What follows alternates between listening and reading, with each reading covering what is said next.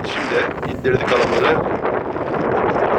Muhammed kardeşim de arkada. Kolyoza bakıyor. Az önce şimdi o da kalamara döndü. Zeytin eliniz. Bugün ayı kaçı? Valla 17, 18, 18. Hava bayağı esiyor. Kendi ışıklarımız.